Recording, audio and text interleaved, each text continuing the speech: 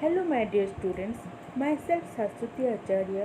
Today I am going to discuss about RTPMS short questions which is asked in June 2016.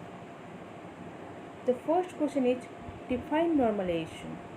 Normalization is the process of organizing the data in the database to avoid the data redundancy, insertion anomaly, update anomaly, and deletion anomaly. The next question is what is ternary relationship? The answer is a ternary relationship is established when three entities participate in the relation. Here is one example of ternary relationship.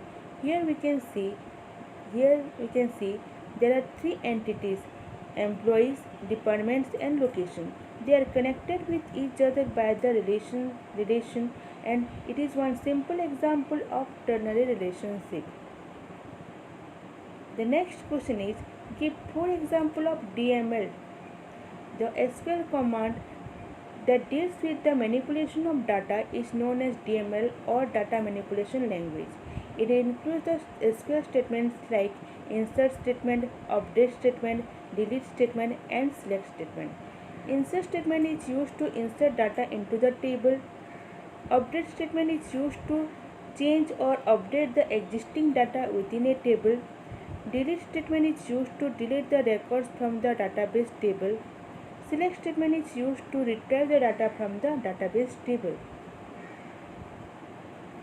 The next question is why security is important in the database.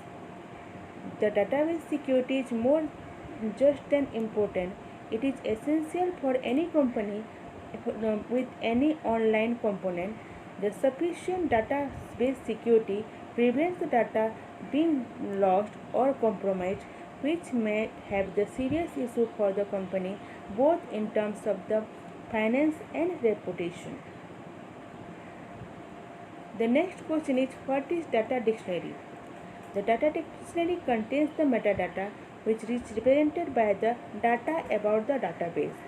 The data dictionary is very important as it contains the information such as what is in the database, who is allowed to access the database, where is the database physically stored.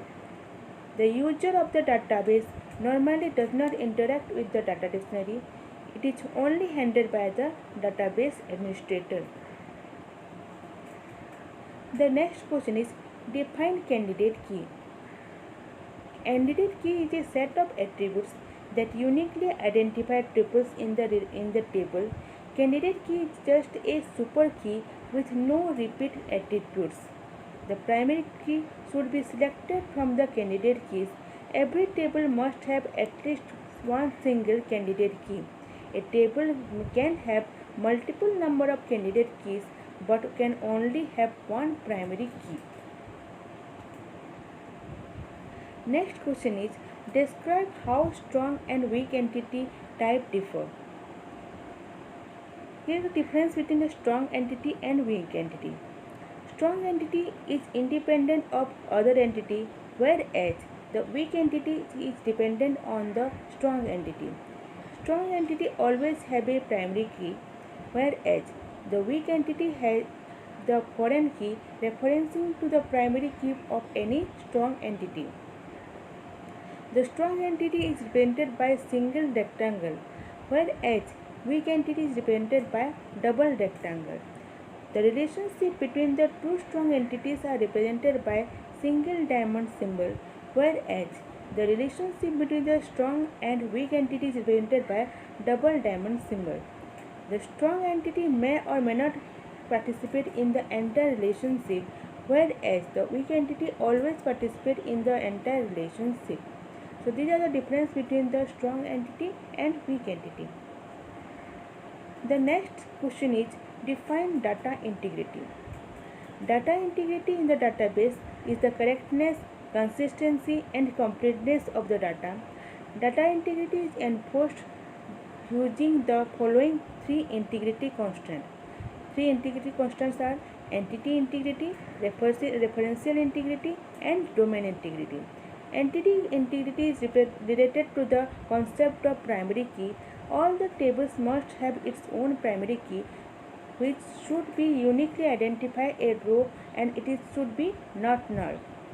Referential integrity is related to the concept of foreign key. A foreign key is the key in the relation that is referred to the another relation. Domain key, domain integrity. It means there should be there should be a defined domain for all the columns in the database. Next question is, what is schema? A schema is defined as the design of database. The overall description of the database is called as database schema.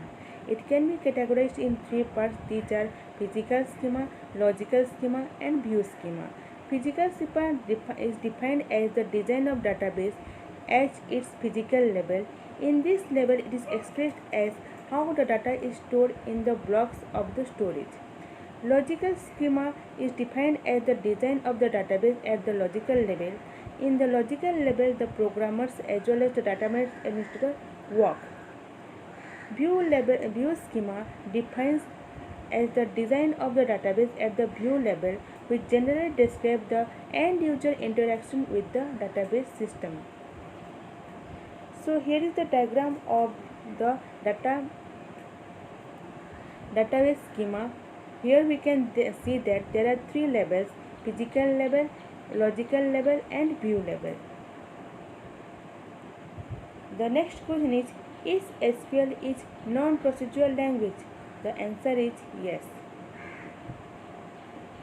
The next question is, how the deadlock is different from the live log? Live log is similar to the deadlock except that the states in the process involved in the live log constantly change with regard to the one another, non-progressing. The live logs are special case of resource starvation. The general definition only states that a specific process is not progressing. Next question is, define multi-value functional dependency. Multi-value functional dependency occurs when two attributes in a table is independent of each other but both depend upon the third attribute. The multi-value dependency consists of at least two attributes that are dependent on the third attribute. That's why it is requires at least three attributes in the table. Next question is, why we need schedule of set of concurrent transaction? The answer is, when multiple transactions is running concurrently, then there is a need of sequence in which the operation is performed, because at a time only one operation can be performed on the database. This sequence is known as scheduling. So scheduling is used to have the concurrent transaction to occur in the database system. The next question is, what is the role of DBA?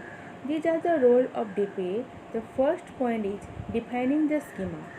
The DBA defines the schema which contains the structure of the data in the application.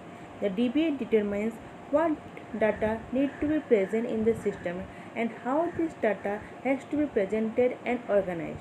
As per this construction, the database will be produced to store the required information for an association. Next point is defining the storage structure and access method. The DBA chooses how the information is to be spoken into the put away database. The third point is liaising with the user.